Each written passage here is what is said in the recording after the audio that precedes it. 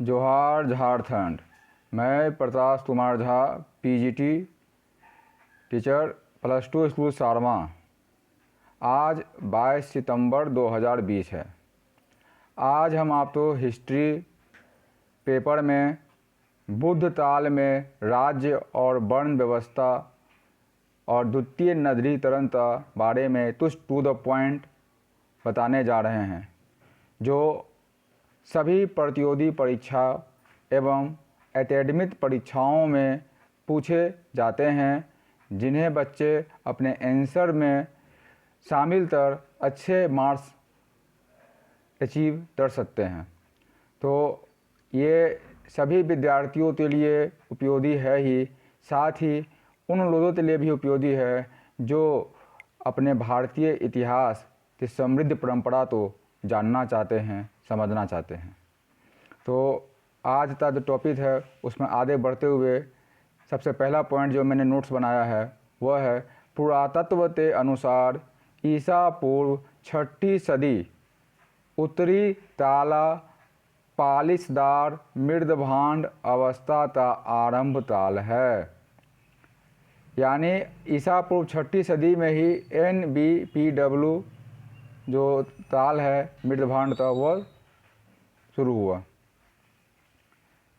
इस मृदभांड को अंग्रेजी में NBPW northern black polish ware कहते हैं। यह बहुत ही चिकना और चमकीला होता था। इस ताल में धातु मुद्रा का प्रचलन आरंभ हुआ। पतली ईंटों और छल्लेदार कुओं का प्रयोग इस ताल के मध्य में अर्थात ईसा पूर्व 3री सदी में शुरू हुआ। 500 ईसा पूर्व के आसपास शुरू हुई ताले पालिशदार मृदभांड अवस्था में बस्तियों और आबादी का खूब बढ़ोतरी हुई। NBPW ताल में ही गंगा के मैदानों में नगरीकरण की शुरुआत हुई। यह भारत का द्वितीय नगरीकरण कहलाता है। हड़प्पाई नगर ईसा पूर्व 1900 के आसपास अंतिम रूप से लुप्त हो गए। इसके बाद लगभग 1400 वर्षों तक भारत में कोई शहर नहीं पाया जाता है। ईसा पूर्व लगभग 5वीं सदी में मध्य गंगा के मैदान में नगरों के प्रकट होने के साथ ही भारत में द्वितीय नगरीकरण की शुरुआत हुई।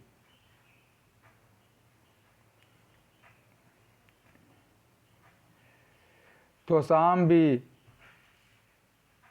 श्रावस्ती, अयोध्या, कपिलवस्तु, वाराणसी, वैशाली, राजगीर, पाटलिपुत्र और चंपा नगर थे।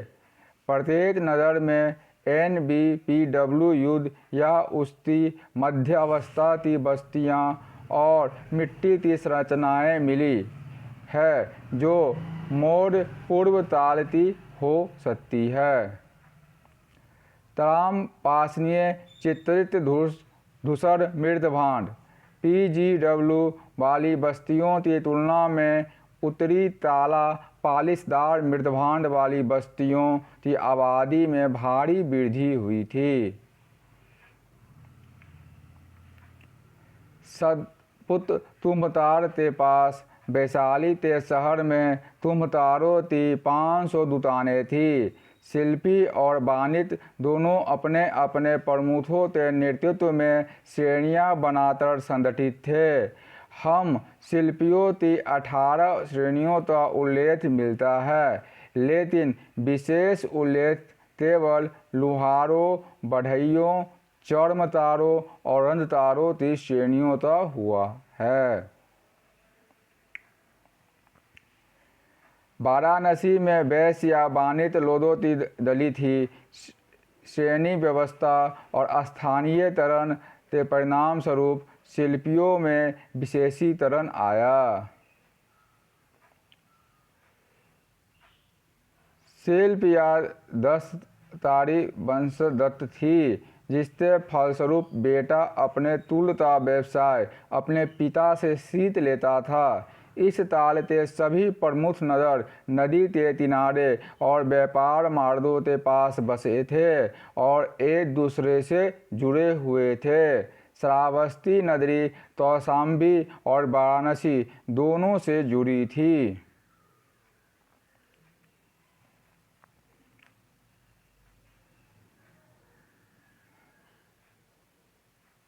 वाराणसी बुद्ध के युग में बड़ा व्यापार केंद्र था।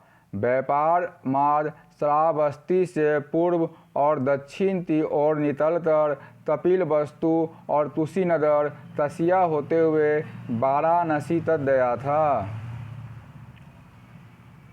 NBPW स्थल उदयराम, चारसदा, तक्षशिला, गंधार, रोपड़, पानीपत, हस्तिनापुर, दिल्ली, अहिछत्र, बेराट, नोह, कन्नौज, श्रावस्ती, तिलोरातोट, अवरा, कौशाम्बी, राजधार, वैशाली, बानगढ़, राजगीर, एरन, नालंदा, उज्जैन, महेश्वर, प्रतास, बहल, नासिक, बांदनपुर, टेर, ब्रह्मपुरा, त्रिपुरी, तोदनपुर, चंद्रकेतुगढ़, तामलत, शिशुपालगढ़, चैम्बरलू, अमरावती, प्रभासपट्टन थे। मुद्रा के प्रचलन से व्यापार को बढ़ावा मिला। वैदिक ग्रंथों में आए निस्त और शतमान शब्द मुद्रा के नाम माने जाते हैं। धातु के सिक्के सबसे पहले गौतम बुद्ध के युग में मिलते हैं। आरंभ में सिक्के अधिकतर चांदी के होते थे, हालांकि कुछ तांबे के भी मिले हैं। ये सिक्के आहत या पंचमार्क कहलाते हैं क्योंकि ये धातु के टुकड़े पर पेड़, मछली, साढ़, हाथी, अर्धचंद्र आदि किसी वस्तु की आकृति का ठप्पा मारकर बनाए जाते थे। ठप्पा मारकर बनाए जाने के कारण भारतीय भाषाओं में इन्हें आहत मुद्रा कहते हैं। इन मुद्राओं की सबसे पुरानी निधियां पूर्वी उत्तर प्रदेश और मगध में मिली है। आरंभ काल में कुछ सिक्के तक्षशिला में भी मिलते हैं।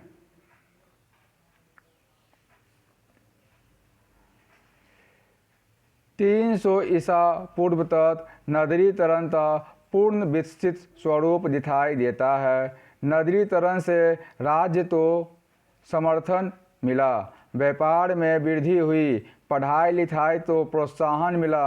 हड़प्पा सभ्यता के अंत में के बाद लिखने की कला अशोक से करीब 200 साल पहले शुरू हुई थी। इसी काल में सूक्ष्म मापन विषयक ग्रंथ भी रचे गए जो शुल्ब सूत्र कहलाते हैं। ये ग्रंथ प्रमाणित करते हैं कि इसमें पूर्व लेखन कला प्रचलित हो चली थी। इन ग्रंथों से खेतों और धरों का सीमांकन में सहायता मिली है। यदि NBPW की कोई ग्रामीण बस्ती नहीं मिली है, तथापि इस मृदभांड के ठीकरे बिहार के मैदानों में और पूर्वी और मध्य उत्तर प्रदेश के मैदानों में 400 से भी अधिक स्थानों पर पाए गए हैं। कौशाम्बी में NBPW में लोहे की कई औजार जैसे कुल्हाड़ी, बसूला, छुरी, उस्तरा, कील, हसिया आदि पाए गए। ये ईसा पूर्व 6ठी-4ठी सदी के स्तरों में मिले। ये उन किसानों के इस्तेमाल के लिए होंगे जो नकदी या जिनसी कीमत चुकाकर इन्हें खरीदते होंगे। पाली ग्रंथों में गांव के 3 भेद किए गए हैं। प्रथम कोटि में वे सामान्य गांव हैं जिनमें विविध वर्णों और जातियों का निवास है। इनका मुखिया भोजक कहलाता था।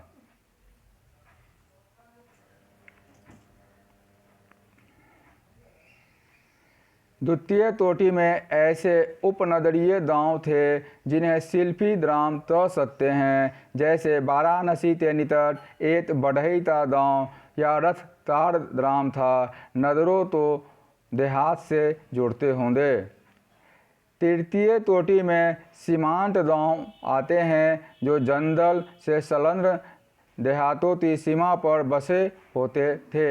इन गांवों के निवासी मुख्यतः बहेलियों और सितारी होते थे जो अपना आहार बटोर कर जीते थे।